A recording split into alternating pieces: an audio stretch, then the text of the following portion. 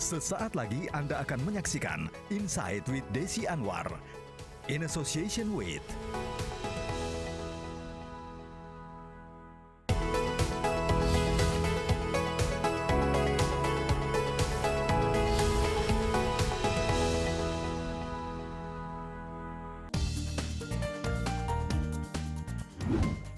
Saya saat ini berada di Gedung Smesco Indonesia. Di sini adalah tempat di mana produk-produk UMKM Indonesia dipasarkan bahkan sampai ke seluruh dunia. Ya memang kalau kita bicara mengenai UMKM itu merupakan salah satu yang menyumbang terhadap perekonomian Indonesia yang sangat tinggi, lebih dari 60% kontribusinya terhadap PDB di Indonesia, sehingga sangat-sangat penting bagi kita untuk menopang, mendukung dan juga memperluas peluang bagi UMKM untuk melakukan usahanya. Tapi ketika saat pandemi COVID-19 berlangsung ternyata cukup terpukul ya usaha UMKM ini.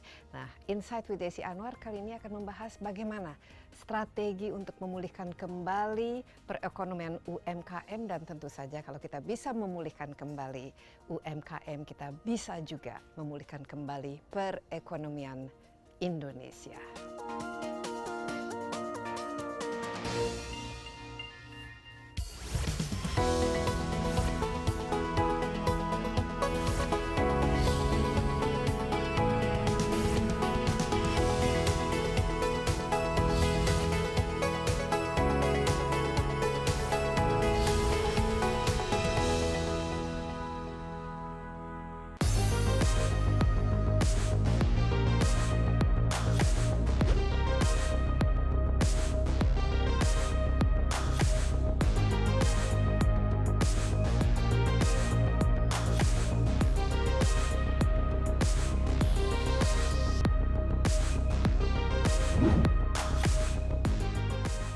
Perekonomian global mulai pulih dan diperkirakan tumbuh positif pada 2021. Dalam upaya melaksanakan program pemulihan ekonomi nasional, pemerintah terus memberikan dukungan kepada UMKM karena UMKM merupakan pilar terpenting dalam perekonomian Indonesia.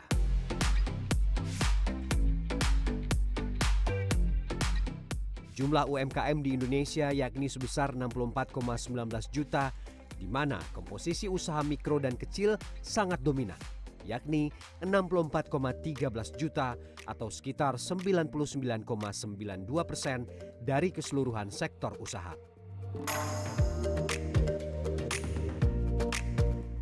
Pandemi COVID-19 mengubah perilaku konsumen dan peta kompetisi bisnis yang perlu diantisipasi oleh para pelaku usaha akibat adanya pembatasan kegiatan.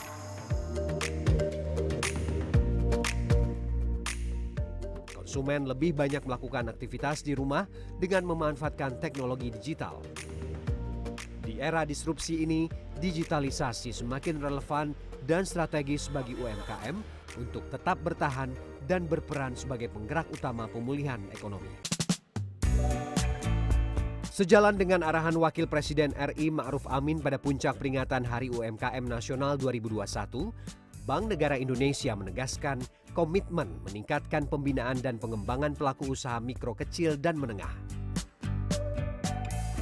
Selain agar UMKM dapat bertahan dan memperkuat bisnisnya di tengah pandemi, BNI menyiapkan solusi terintegrasi bagi para UMKM agar dapat naik kelas dan menembus pasar ekspor. Seluruh stakeholder lintas Kementerian Bank Indonesia, BUMN, dan swasta telah bersinergi untuk menghadirkan inovasi bagi UMKM Indonesia. BNI hadir dengan beragam solusi untuk UMKM agar dapat bertahan di tengah pandemi. Melalui BNI Expora, UMKM bisa mendapatkan pemberdayaan untuk peningkatan kapasitas dan kualitas produksi edukasi penyusunan laporan keuangan. Yang tidak kalah penting, yakni dukungan perluasan pemasaran produk melalui business matchmaking dengan buyer di pasar global. BNI hadir dengan beragam solusi keuangan dan digital bagi pelaku UMKM agar tetap bertahan dan memperkuat bisnisnya di tengah pandemi COVID-19.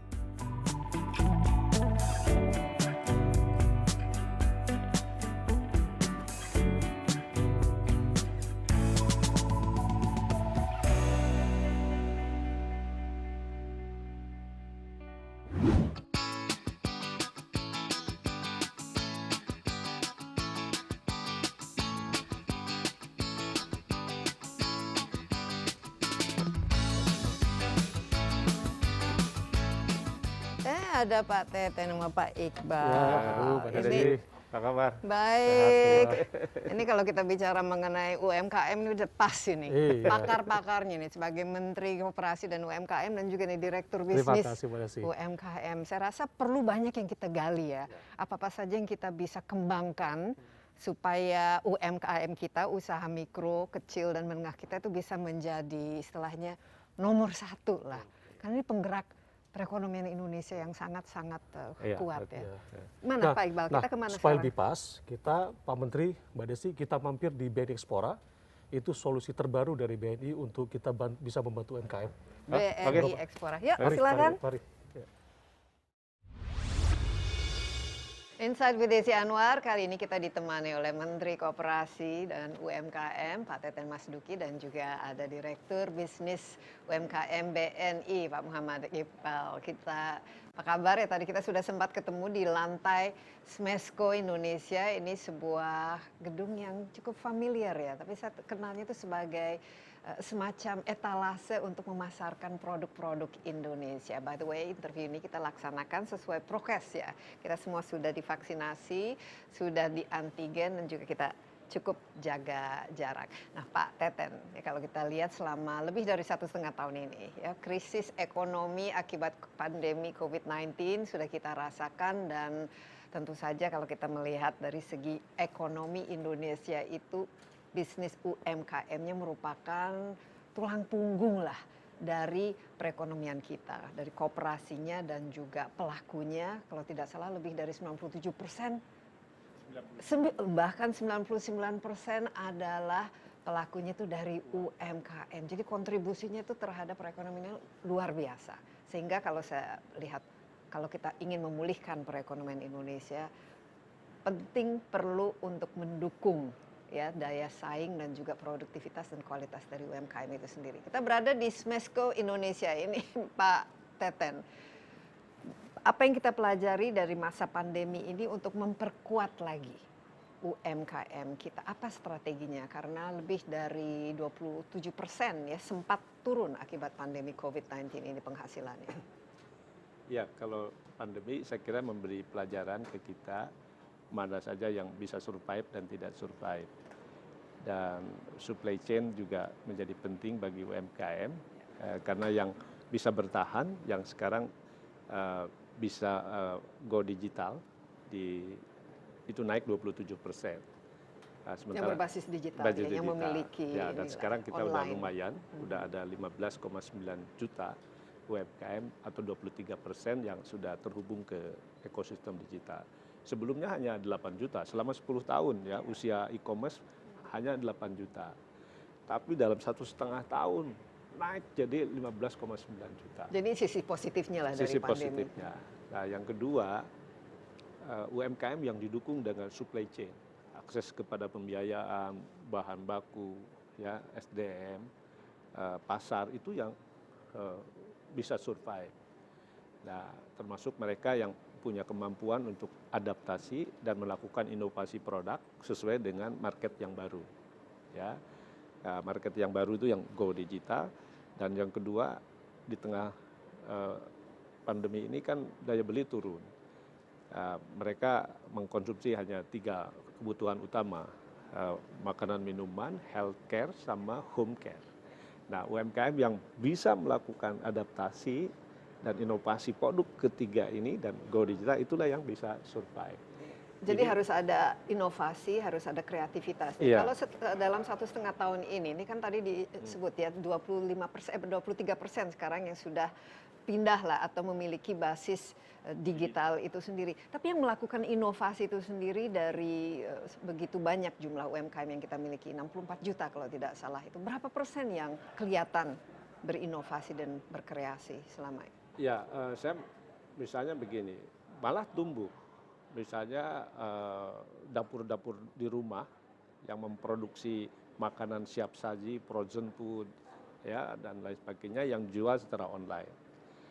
Termasuk juga yang banting setir, ya kafe, restoran yang tidak bisa jualan secara offline, mereka jual secara daring. Jadi saya melihat resiliensi ya UMKM dari waktu ke waktu, dari krisis ke krisis, itu mereka tuh punya tuh kemampuan adaptasi seperti itu. Mungkin karena skala usahanya kecil ya. Beda dengan yang besar untuk banting setir itu kan terlalu Sulit, banyak gerbong iya. yang harus ditarik. Nah, sehingga di dalam krisis ekonomi saat ini termasuk krisis sebelumnya, kan yang bisa menggerakkan ekonomi itu justru UMKM. Ini juga terkait bukan soal mereka fleksibel dari segi bisnis ya karena kecilnya, tapi juga memang ini terkait dengan pendapatan keluarga. Mereka nggak bisa berhenti berusaha, kalau nggak mati. Inilah yang menggerakkan. Saya kira Jadi motivasinya sangat tinggi ya. motivasinya sangat tinggi. Jadi mereka untung sedikit juga nggak jadi masalah, karena ekonomi keluarga harus tetap bergerak. Dan inilah dinamisatornya. Makanya kalau kita tanya di perbankan, kredit yang paling hit kan kredit untuk UMKM saat ini. Yang besar mungkin nunggu investasi, nunda investasi, menunda ekspansi bisnis, menunggu situasi ekonomi pulih.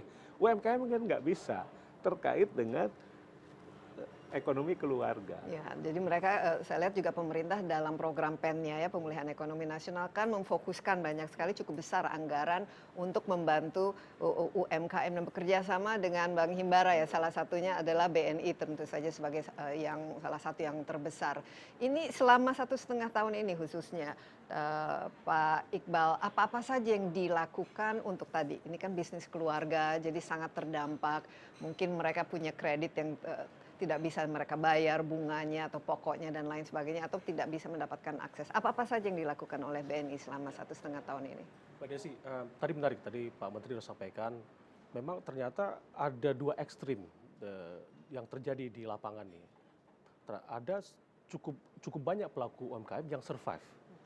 Di contoh sektor-sektor perkebunan, komoditas, mereka malah menikmati, enjoy the growth gitu ya.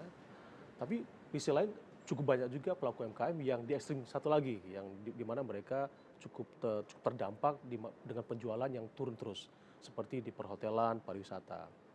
Nah, pendekatan kami di perbankan pasti berbeda, Mbak Desi. Jadi buat yang teman-teman yang pelaku UMKM yang menikmati growth, kita dampingi mereka dengan memberikan skema akselerasi. Itu berapa persen dari meskipun nggak besar, ini kalau kita persentase yang sektor growth ini hanya 20-30% ya. Mayoritas memang seperti yang Pak Menteri sampaikan tadi ada dalam ekstrim kanan, yang mana mereka cukup terdampak dengan penurunan penjualan sampai 75%. Itu kalau kita lihat semua UMKM, mikro, kecil, menengah, itu rata-rata 40% turun penjualannya sampai 75%. Nah, ini yang kita bantu dengan skema relaksasi. Tadi Mbak Desi sampaikan relaksasi dalam bentuk apa? Restrukturisasi utangnya, ada stimulus, ada bantuan subsidi bunga gitu. Itu kalau di total ada selama 1,5 tahun ini ada berapa ya jumlah yang difokus? Budget untuk UMKM untuk program relaksasi, subsidi, hibah itu 126 triliun. 126 triliun. Atau 21% dari total budget pemulihan ekonomi nasional. Ya, dan sampai sekarang sudah 100% terserap atau bagaimana dalam penggunaan? Yang kami kelola sendiri, misalnya yang banpres produktif berupa hibah untuk usaha mikro yang belum bankable, itu sudah 92% penyerapannya. Ya, ini juga sangat efektif saya kira, selain membantu modal kerja bagi usaha mikro yang paling terdampak tadi, tapi juga sekaligus menggerakkan, meningkatkan daya beli masyarakat. Sehingga kuartal 2 kan kemarin ekonomi bisa 7,07 year on year. Ini karena kita ditopang dengan ekspor kita yang cukup kuat juga. Tapi ini menarik Pak Iqbal, karena BNI kan sebagai salah satu yang membantu ya menyalurkan. Total berapa jumlah UMKM yang di bawah BNI sendiri yang mendapatkan manfaat dari relaksasi ini, dan fokusnya tadi selain 75% yang kena terdampak itu kepada siapa-siapa lagi? Kami di portfolio kami, Mbak Desi, lebih kurang ada 150.000 UMKM yang mendapati stimulus dari pemerintah, baik itu KUR, subsidi bunga, kemudian penjaminan, dan ada banyak lagi skim yang dikucurkan pemerintah. Dan dari semua itu ternyata progresnya lumayan untuk menahan mereka untuk nggak jatuh lebih dalam lagi. Jadi Kalau tadi Pak Menteri sampaikan sudah ada ratusan triliun sudah dikucurkan, 160 triliun. Dari segmen kami sendiri yang saat ini yang sudah kami berikan itu, kalau untuk kur ya terutama kur kita sudah sampai 32, sudah mendapatkan mandat 32 triliun dan saat ini sudah 20 triliun disalurkan. Dan ini lewat langsung ya mereka ya. Dan sesuai dengan kebutuhannya, biasanya kan kalau bantuan ini kan pasti Ya, ada. tahun ini kita naikkan lagi kur itu jadi 253 triliun. Tahun lalu kan 190 triliun karena pasti yang membutuhkan kan yang mikro. Dan hari ini kalau nggak salah udah 61% ya diserap. Dulu kan kita berpikir UMKM itu hanya butuh pembiayaan. Pak Menteri bisa mengaminkan nih. Ternyata pada kenyataannya kalau hanya pembiayaan saja, mereka akan berhenti dan nggak bangkit lagi. Kemudian di sana kita merevisi melihat kembali apa sih yang sebenarnya dibutuhkan. Ternyata butuh pendampingan.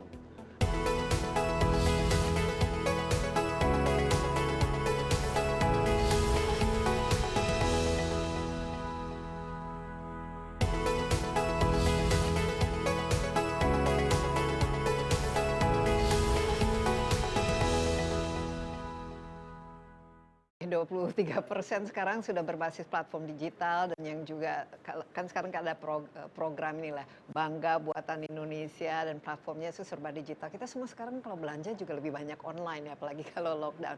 Apa-apa saja kira-kira yang selama ini dilakukan untuk istilahnya meningkatkan lah kualitas dari UMKM yang memang sedang naik daun ini, Pak Iqbal? Kalau di BNI kami punya namanya yang kami sebut dengan framework pemberdayaan UMKM, Mbak Desi.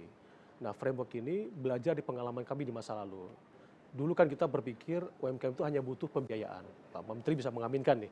Ternyata pada kenyataannya kalau hanya pembiayaan saja, mereka akan berhenti dan nggak bangkit lagi.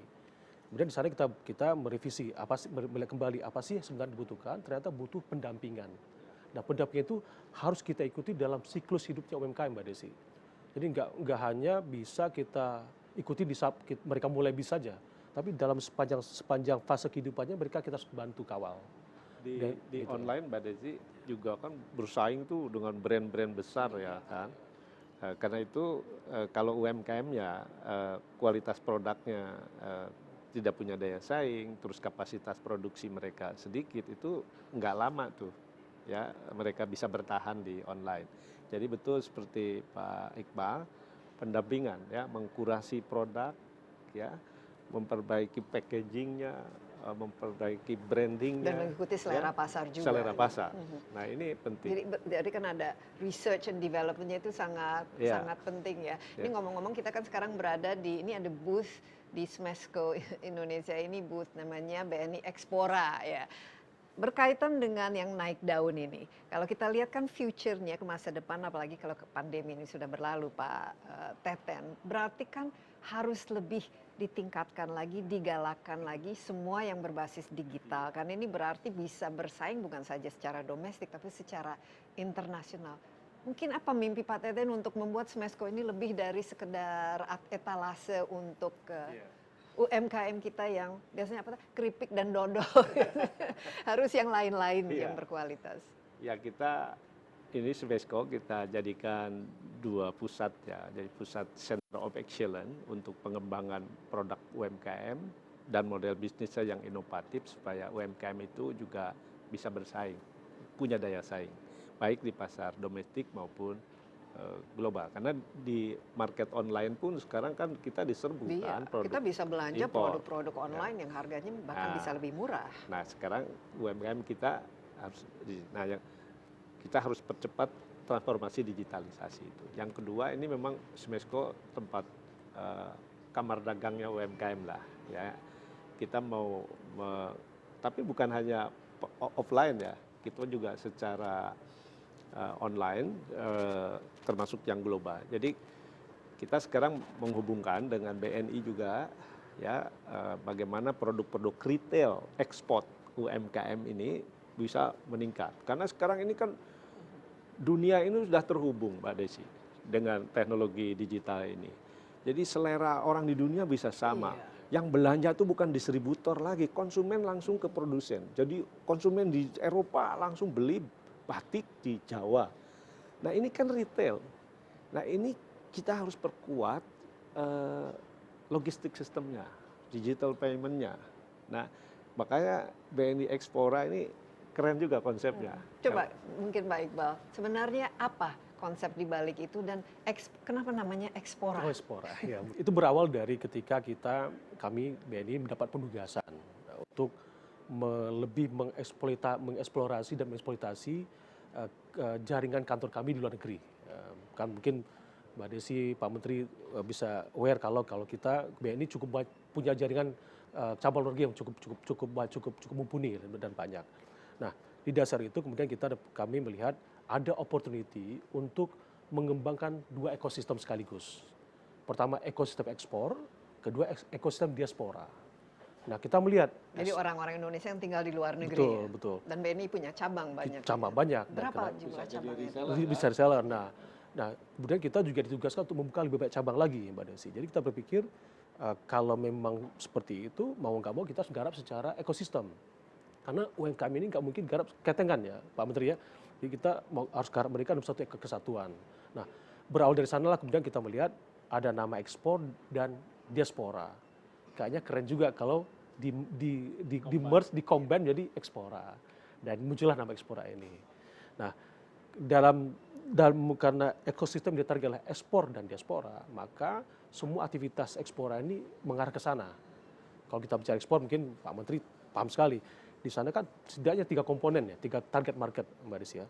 Ada eksporter mapan, yang mungkin jumlah kita masih belum banyak Pak Menteri ya, baru 14%. Tapi kita punya 2 lagi yang besar. Satu, calon-calon ekspor baru. Kalau nggak salah Pak Menteri nargetin 500.000 ya sampai tahun 2024 nanti. Kemudian, nah ini yang benar nih, kita ternyata selama ini Mbak Desi cukup banyak pelaku UMKM menjadi pendukung ekspor. Jadi mereka nggak langsung ekspor, tapi mereka menjadi subkomponen atau subproduk dari eksportir. Contoh di Karawang misalkan, atau produk pisang yang di Lampung diolah lagi, gitu. Atau produk mangga ya Pak Menteri ya. Jadi cukup banyak produk pelaku UMKM yang ternyata bisa diagregat oleh eksportirnya menjadi produk ekspor. Nah, itu yang menjadi tarik kami. Iya. Pak Iqbal, ini kan berarti kita sudah harus berpikir secara jangka panjang ya, dan UMKM kita juga mau tidak mau kan harus siap dinaikkan kelas lah kualitasnya, tapi produknya, tapi juga pemahaman terhadap apa yang dibutuhkan. Ini bagaimana dalam strategi kerangka Expora ini?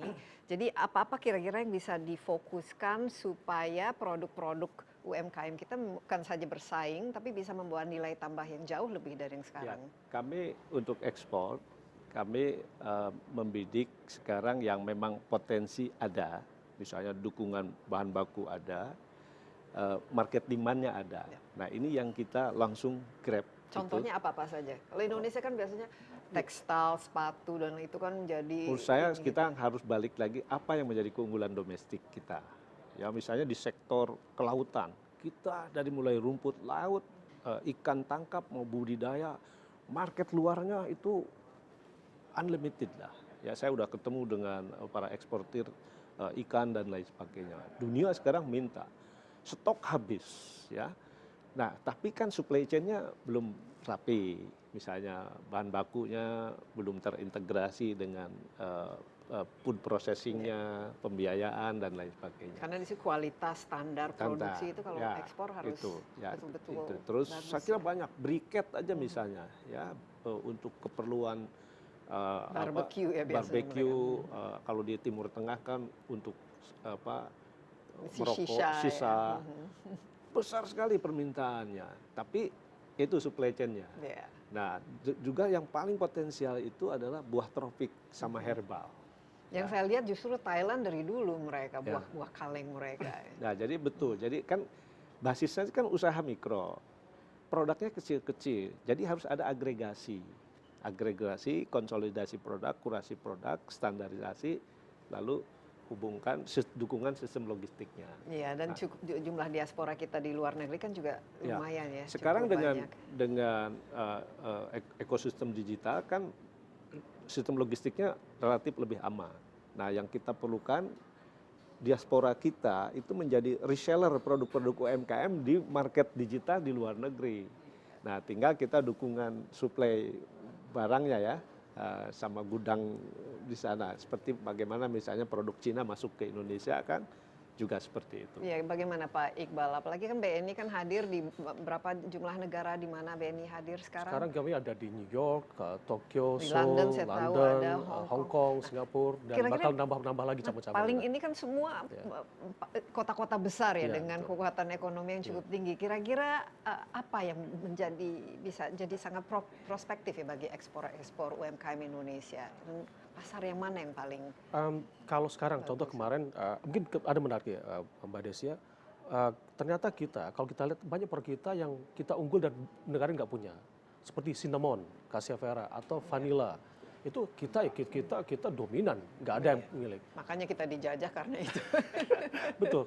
Furniture juga Furniture, ya, mebel, betul, ya. furniture. Home decor lah. Nah, contoh kemarin kita juga di BNI kita mengkurasi salah satu eksportir terbesar mebel ke Amerika, dan itu sekarang mereka udah masuk ke nggak lagi lewat resell distributor sana, tapi udah masuk ke downstreamnya.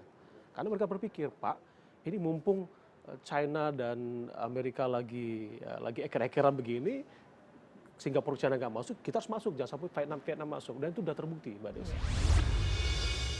Nah, jadi kami baru pilot ini sejak Juni. Juni tahun 2021 ini. Baru 3 bulan terakhir nih, Mbak Desi. Krisis membuat ini kreativitas semakin betul.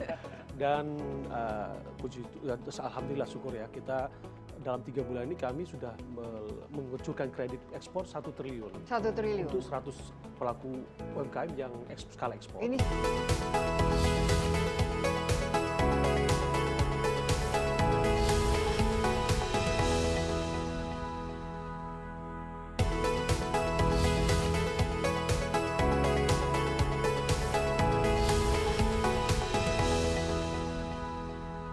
Pak Iqbal, apa peran BNI tadi kan pendampingan Iya, itu peran. sangat penting. Berarti kan ada pendampingan yang agak berbeda ya dalam hal ini. Karena mau tidak mau kan BNI juga harus profit Wah, dong. betul, Istilahnya betul. bukan Nah, tujuannya bukan mensubsidi kan, tapi Betul. justru meningkatkan kelas dari nasabah yang Persis, selama ini dibantu. Betul. Jadi memang yang cara berpikir, mindset yang kita rubah sekarang, Mbak Desi. Jadi cara kita mengkurasi seperti Pak sampaikan tadi, atau mendampingi UMKM tidak lagi dalam konsep belas kasihan ya Pak Menteri ya, tapi konsep bagaimana kita menjadikan teman-teman di UMKM ini betul-betul jadi entrepreneur dan komersial gitu loh. Sehingga mereka punya motivasi untuk sustainability. Ini sudah beda ini Iya, cara betul. pelatihan Iya. dan Ya, cara memang kita pendekatannya. beda. Jadi kan kita ingin juga UMKM-nya bertransformasi lah dari yang kita ingin ke depan yang produk UMKM itu yang berbasis kreativitas dan juga inovasi teknologi supaya kita nggak terus seperti Mbak Desi bilang keripik, kerupuk, dodol gitu. Ya. Walaupun nggak ada salahnya juga. Nggak Saya salah, suka tapi kan keripik, kita harus kerupuk, bertransformasi dodol. yang Iya. punya value. Dan kita harus mengarahkan UMKM kita juga menjadi bagian daripada industri. Iya, dan jangan Ya. mikro terus, jadi Ya, lebih industri seperti berkembang. UMKM di Jepang, di Korea, di China, UMKM-nya sudah menjadi bagian dari rantai pasok industrinya, industri nasional dan global. Nah, kita baru 4,1%. Nah, karena itu maka kemitraan ya, usaha besar dengan usaha kecil, dengan BUMN ini yang sedang kita rintis, rantai pasoknya, supaya UMKM dan usaha besar ini nggak compete, ya, tapi terintegrasi, justru saling mendukung. Sehingga kalau misalnya industrinya go global, ekspor UMKM-nya akan naik. Ya, jadi tadi yang bilang kan kenyataannya UMKM menjadi supplier bahan baku, suku cadang atau bahan penolongnya. Sekarang bisa jadi main playernya. Ya, Bisa. ya, seperti itu. Iya. Ya. Jadi kita mindset bisnis UMKM-nya memang yang kita mau rubah, bahwa mereka bukan lagi usaha mikro dan stagnan, tapi harus berpikir bagaimana scaling up. Iya, jadi kesannya bukan sesuatu yang diperlu belas kasihan dan usaha yang tapi betul-betul seperti butik ya. Kalau butik kan biasanya harganya lebih mahal, kualitasnya bagus, barang-barangnya unik. Kira-kira dalam ini semua ekosistem ini apa kontribusi BNI Ekspora, ada targetnya sendiri dan juga sudah berapa yang bergabung sekarang dalam Ekspora? Menarik. Jadi kami baru pilot ini sejak Juni Juni tahun 2021 ini. Baru 2-3 bulan terakhir nih Mbak Desi. Krisis membuat ini Ya, kreativitas semakin. betul. Dan alhamdulillah syukur ya, kita dalam 3 bulan ini kami sudah mengucurkan kredit ekspor 1 triliun 1 triliun. untuk 100 pelaku UMKM yang skala ekspor. Ini sejak bulan Juni ini. baru 3 bulan ini. Kita sekarang bulan kerjasama September. dengan Jadi BNI sekarang. kami sangat dibantu oleh Pak Teten dan tim, terutama teman-teman Smesco, karena itu kurasinya kami dapat dari timnya kementerian, kemudian kita dalamin di sana. Terus kita juga sudah lebih dari 700 pelaku UMKM yang kami dampingi pelatihan, kemudian kita berikan tingkatkan kapabilitasnya, dan sekarang mereka sudah onboarding di e-commerce yang Jadi sudah online semua onboarding. Udah 700. 700. Ada targetnya akhir tahun berapa? Ini kalau dalam 4 bulan saja sudah 2024 kita harus 30 juta UMKM. Kalau Pak Menteri pengennya 500.000 Tapi Ekspor baru. Ekspor baru. Ya, luar biasa karena memang e-commerce kan tadi Iya, disebut iya, Pak Teten ya 26% ya peningkatannya dalam masa Covid ini, tapi kalau sekarang pelakunya juga semakin banyak dan semakin digital minded, ini sebenarnya keuntungan cukup besar juga Betul, bagi betul. BNI. Iya. Apa tapi challenge-nya selama ini? Karena kan ada perubahan mindset ya, apalagi ya biasanya UMKM kita kan juga dari segi SDM-nya masih banyak yang perlu diperbaiki. Sebenarnya kita bersyukur juga, mohon maaf bersyukur pandemi ini merubah cara berpikir kita. Dulunya kan adopsi digital susah ya, Pak Menteri. Sekarang nggak ada pilihan. Sekarang nggak ada pilihan, they have to do it. Jadi sekarang dengan pandemi ini memaksa semua orang beralih ke cara kerja baru. Nah ini yang menarik. Dulu kita memaksa UMKM untuk melihat pakai digital saja, mereka susah. Sekarang mereka udah sekarang mau mereka tidak bisa apa-apa tanpa Betul. digital. Jadi ini menarik. Jadi kalau challenge utama pasti mindset. Gimana teman-teman ini berpikir bahwasannya dia harus keluar dari zona nyamannya selama ini. Karena jujur Pak Menteri, Mbak Desi, kalau dalam pandemi kan banyak stimulus yang turun kepada pelaku UMKM. Nah, di satu sisi kadang stimulus yang terlalu banyak ini juga kadang-kadang membuat ada rasa malas. Nah itu yang kita coba dorong supaya teman-teman pelaku UMKM keluar dari zona ini dan mereka lebih mau survive untuk bangkit. Dan syukurnya teman-teman kita punya optimisme seperti Jadi itu. optimis. Kelihatan, Ya. betul. Tapi optimis tahun 2024 bisa 30 juta yang bisa Kami optimis. Artinya yang disasar kan yang mikro. Karena kondisi dan saya kira pasca pandemi pun kan tren market itu ke digital. Dan market kita nanti terbesar di Asia Tenggara, market digital. Jadi 2025 itu sekitar 1.700 triliun. Ya besar sekali. 1.700 triliun. Kalau sekarang hanya berapa? Ya sekarang 600-an lah. Jadi bisa 3 kali lipat sendiri. 3 kali lipatnya. Nah 3 handicapnya menurut saya di digital itu, yang pertama itu memang literasi digital. Ini perlu pendampingan ya, terutama yang mikro, yang SDM-nya terbatas. Tapi kita juga bisa mengembangkan reseller dari anak-anak muda yang bisa menjual produk UMKM di online. Ya, dan tidak perlu diajarkan lagi. Tidak perlu diajarkan, mereka sangat digital minded. Yang kedua kapasitas produksi. Yang ketiga kualitas. Nah kapasitas ini kalau mereka masuk ke pasar yang besar apalagi global, tapi kalau kapasitasnya nggak cukup, begitu mereka nggak bisa memenuhi permintaan, tiba-tiba jumlah ordernya meningkat karena ya itu. Jadi 3 hal itu saya kira fokus. Kalau infrastruktur di dalam negeri saya kira udah relatif bagus ya. Nah dengan dukungan sistem logistik supaya biaya pengirimannya juga masuk ya. Nah karena itu kami juga sekarang dengan BNI yang retail kita ladenin. Sekarang tidak harus punya izin dulu ekspor kan. Kita kirim kopi 5 kilo keluar, tapi itu masih bisa sesuai tapi dengan sehari regulasi. bisa seberapa kali pengiriman misalnya. Nah, yang 700 sekarang ini kan sudah 700 yang masuk ke platform ini, kira-kira latar belakangnya, profilnya, dan mungkin ini kan idealnya seluruh Indonesia ya, bukan hanya para milenial yang memang digital minded. Siapa-siapa saja mereka dan apa yang mereka hasilkan? Beragam ya Mbak Desi. Kita ada yang dari kopi, ada yang tanaman hias, ada kerajinan, bahkan tanaman hias juga ya. Ada tanaman hias, mudah-mudahan ekspor kemarin juga Pak Menteri lihat 3 triliun Pak. 3 triliun tanaman hias. Tanaman hias. Jadi banyak produk kita yang kita selama ini nggak aware gitu, ternyata itu diminati oleh oleh pasar luar, pasar global. Jadi yang Pak Menteri bilang tadi, jadi digitalisasi ini membuka kesempatan kita untuk melakukan bisnis matchmaking dengan kalau istilahnya pendekatan B2B2C. Jadi secara bahkan bisnis sama customer langsung. Jadi kita bisa nangkep peluang itu end to end gitu, Mbak Desi. Nah ini yang menarik dari ini. Ini waktunya sudah hampir habis, tapi mungkin keinginan ke depan bagaimana mempererat kembali kerjasama khususnya antara pemerintah dan Bank Himbara seperti BNI ini, apa kira-kira yang masih, karena ini kan masih dalam pilot project lah kalau kita lihat ya, dan mimpinya untuk 2024 ini seperti apa?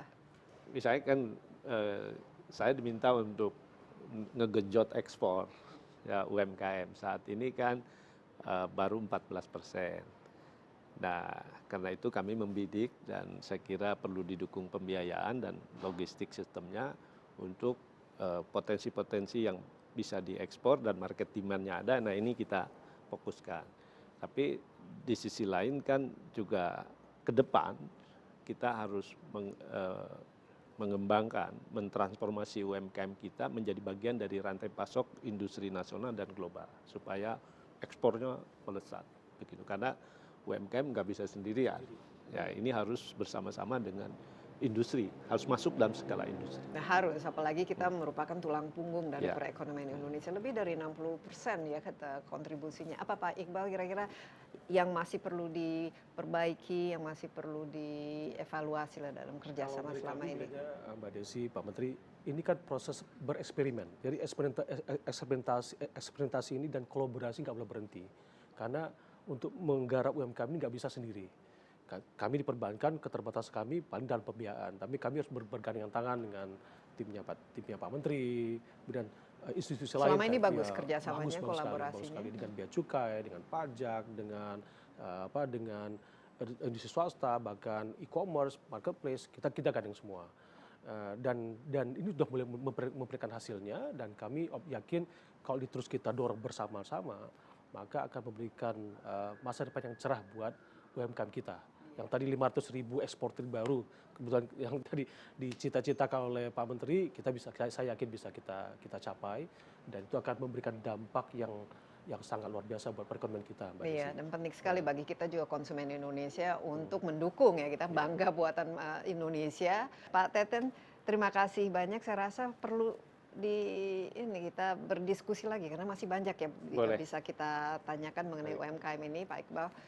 Sukses dengan BNI eksporannya dan semoga semakin laku ya produk-produk Indonesia di luar negeri, di mancanegara. Saya rasa perlu mendengarkan testimoni dari para pelaku UMKM kita. Apa-apa saja manfaat yang mereka miliki dengan ikut dalam platform BNI Ekspora ini ya. Sekali lagi terima kasih. Tetaplah bersama Insight with Desi Anwar. Kami akan segera kembali.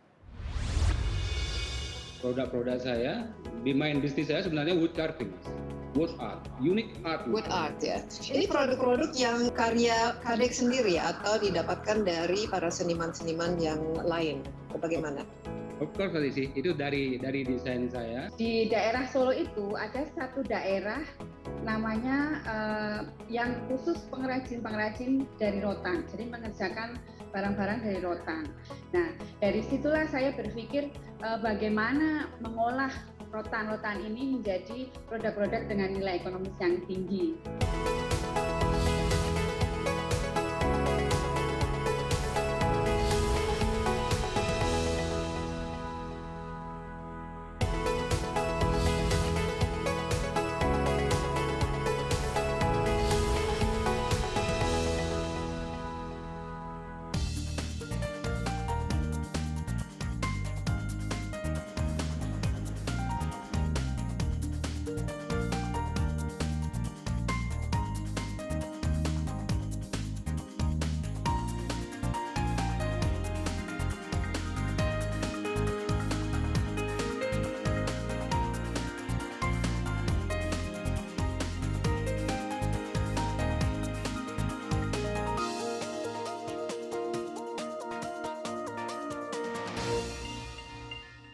bersama Insight with Desi Anwar. Kali ini topik kita bagaimana memperkuat UMKM, usaha mikro, kecil, dan menengah. Dan kalau kita memperkuat UMKM, pasti kita akan memperkuat perekonomian Indonesia. Karena lebih dari 60% UMKM itu menyumbang terhadap pertumbuhan dan PDB perekonomian Indonesia. Nah, salah satu cara bagaimana kita bisa mendukung UMKM adalah membuka peluang pasar khususnya bagi pelaku UMKM di Indonesia, apalagi dengan melakukan ekspor ke luar negeri. Dengan demikian bisa mendapatkan devisa dan nilai tambah yang lebih.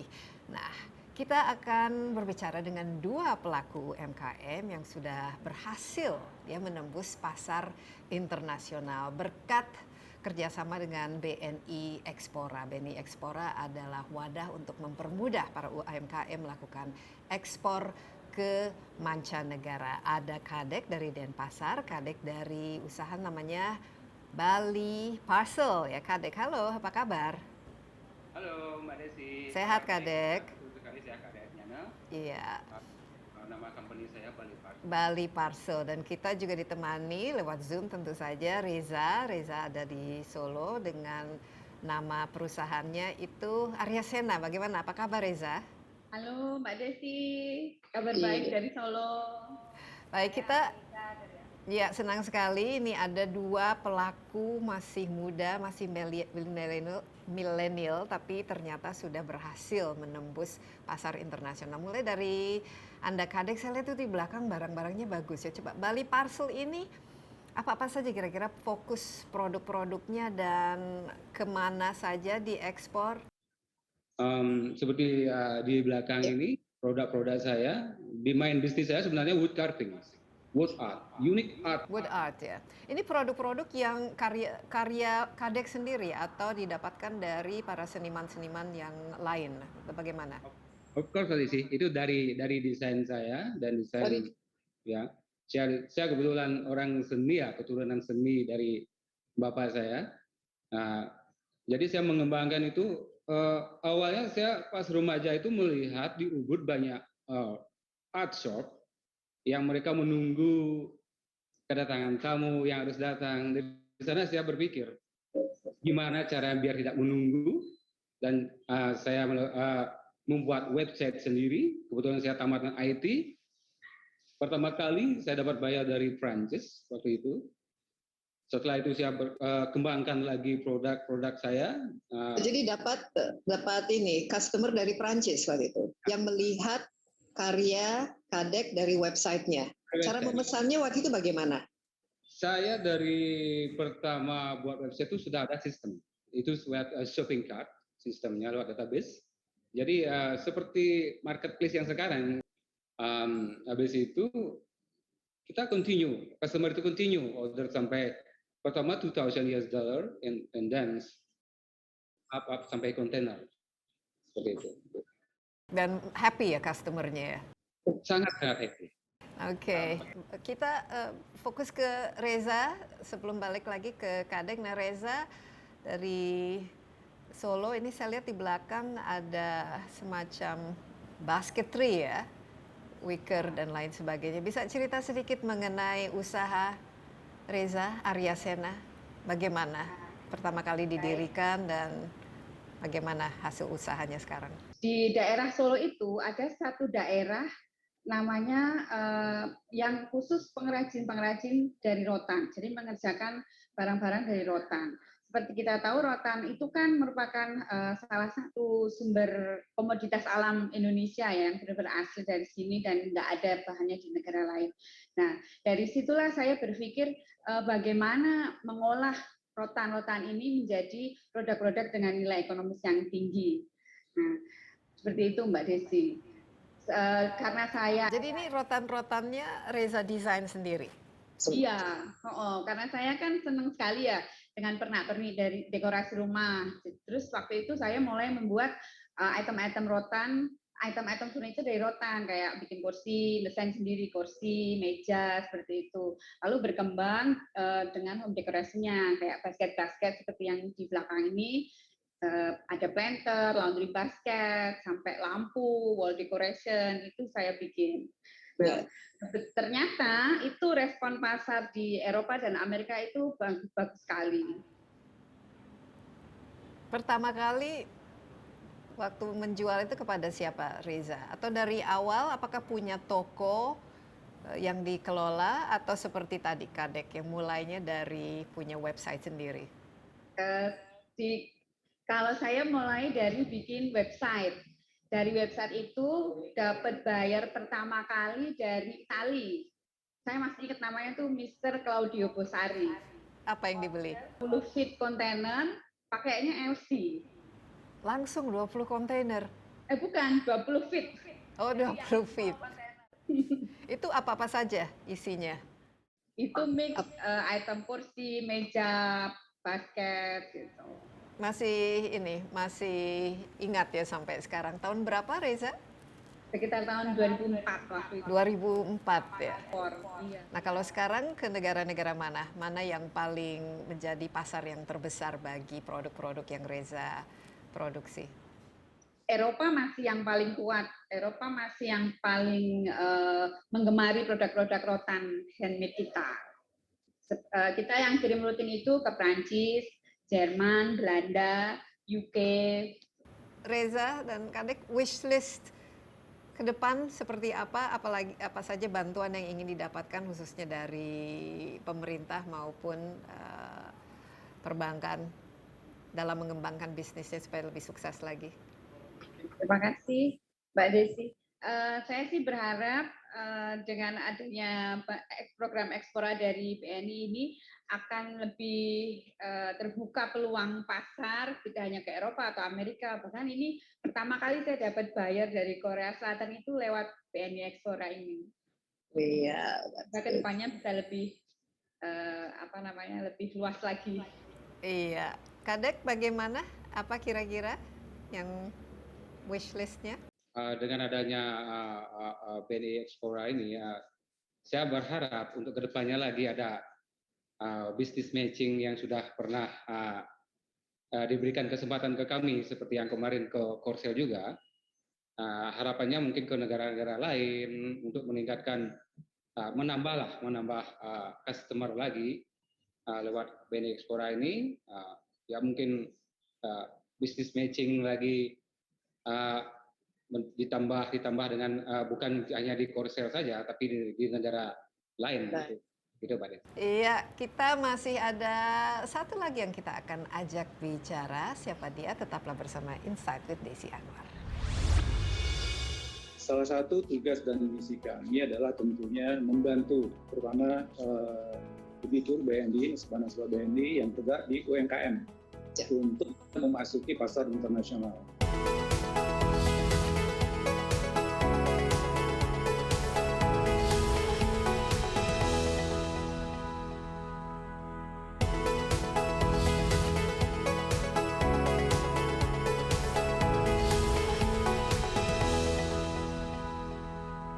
Kita lanjutkan Insight with Desi Anwar. Topik kita kali ini bagaimana membantu memperkuat UMKM Indonesia. Salah satunya adalah memperlancar dan mempermudah bagi para UMKM untuk melakukan ekspor, dan tentu saja dalam hal ini peran bank ya bisa sangat-sangat membantu, dan kita lihat bahwa BNI Ekspora membuat ada program ya yang mempermudah bagi para UMKM itu melakukan ekspor ke seluruh dunia, khususnya di mana mereka BNI memiliki cabang. Nah, salah satu yang menjadi tujuan ekspor bagi para UMKM Indonesia adalah ke Korea Selatan. Saat ini saya sudah bergabung bersama Anis Fu ya dari BNI cabang Korea Selatan, khususnya General Manager-nya. Anis Fu, apa kabar? Baik, Mbak Desi. Annyeonghaseyo. Nah, Pak Anis Fu, tadi saya berbicara dengan Menteri Koperasi dan UMKM dan juga dengan dua pelaku UMKM, satu dari Denpasar, satu dari Solo, yang mengatakan bahwa sangat terbantu ya dengan adanya asistensi atau bantuan untuk memperlancar ekspor mereka lewat BNI Ekspora. Ngomong-ngomong, ada berapa jumlah UMKM yang ditangani oleh cabang Korea Selatan, Pak Nisfu sekarang? Baik, Mbak Desi. Jadi BNI Seoul ini merupakan satu-satunya perbankan Indonesia yang ada di Korea Selatan. Nah, salah satu tugas dan misi kami adalah tentunya membantu, terutama debitur BNI, nasabah BNI yang bergerak di UMKM untuk memasuki pasar internasional, terutama untuk bisa masuk di pasar Korea Selatan tentunya, Mbak Desi. Jadi dari sekian banyak debitur BNI, khususnya UMKM, nah BNI Seoul itu ikut berperan membantu untuk mencarikan calon-calon potensial buyer di Korea Selatan. Nah, keberadaan kami ini adalah sebagai penghubung. Nah, kami dengan bekerja sama dengan KBRI melalui Atasé Perdagangan, kemudian juga dengan Asosiasi Importir Korea. Nah, kita telah berhasil kemarin akhir Juli kita melakukan membawa sekitar 5 sampai 10 debitur BNI untuk kita carikan, lakukan business matching. Business matching ya namanya ya, mencari pembeli ya, khususnya di Korea Selatan. Nah, alhamdulillah 2 dari debitur itu informasi yang kami peroleh sudah terjadi transaksi, Mbak Desi. Nah, ini salah satu peran kami dalam rangka untuk membawa UMKM go global, khususnya untuk memasuki pasar Korea. Iya, nah seberapa besar tantangannya dan seberapa terbuka sih sebenarnya pasar Korea Selatan khususnya untuk produk-produk Indonesia? Ini sebenarnya menarik ya, Mbak Desi. Sebenarnya kita punya produk-produk yang terutama yang produk-produk UMKM ya. Nah, ini yang mungkin setelah COVID-19 ini ada sedikit pergeseran demand dari masyarakat Korea. Jadi dengan kebijakan work from home itu mereka lebih banyak di rumah tentunya. Nah, tentunya salah satu permintaan yang cukup banyak adalah home decor. Nah, dari beberapa debitur kita itu mempunyai produk-produk yang sangat-sangat bagus. Nah, ini yang kita coba untuk mencari peluang dan potensi buyer dari Korea. Dan tentunya kita bekerjasama dengan KBRI dan Asosiasi Importer Korea. Dan kedepannya kita akan melakukan signing MOU antara BNI dengan Koima. Nah, itu kedepannya saya yakin ini akan membuka peluang sebesar-besar untuk para UMKM untuk masuk ke pasar Korea. Ya, jadi home decor ya kelihatannya salah satu yang diminati. Tapi yang potensi apa, Pak Anisfu? Karena kita kan memiliki begitu banyak sekali produk-produk khususnya yang ini ya local products yang sebenarnya bisa dipasarkan ya di Korea Selatan. Jadi ada 3 sebenarnya. Pertama home decor, kemudian food and beverage, nah, kemudian kopi. Selama ini memang komoditas yang sudah aktif seperti batu bara, kemudian kayu lapis. Nah, kita sekarang fokus untuk produk-produk UMKM, Mbak Desi. Nah, ini yang kita coba untuk bisa berkiprah di pasar internasional, khususnya pasar Korea. Gitu. Karena kita juga tahu dari beberapa debitur kita, contohnya debitur kita di Solo, CV Arya Sena, kemudian di Bali Parcel itu sudah bisa menembus pasar Korea. Nah, kita harapkan nasabah-nasabah BNI lainnya yang punya produk lainnya bisa juga ikut andil menembus pasar Korea.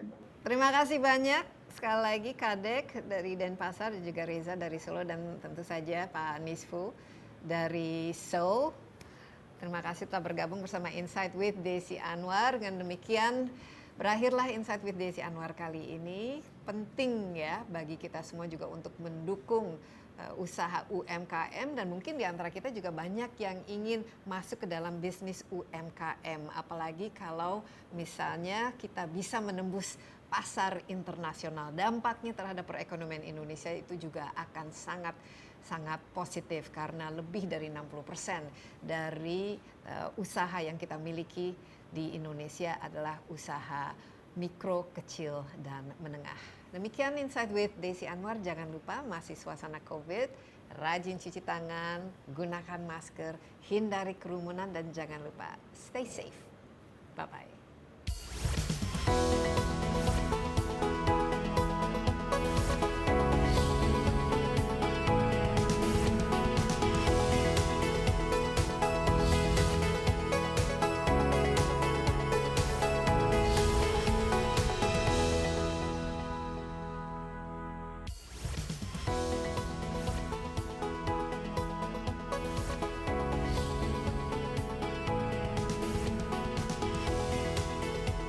kasih Anda baru saja menyaksikan Insight with Desi Anwar in association with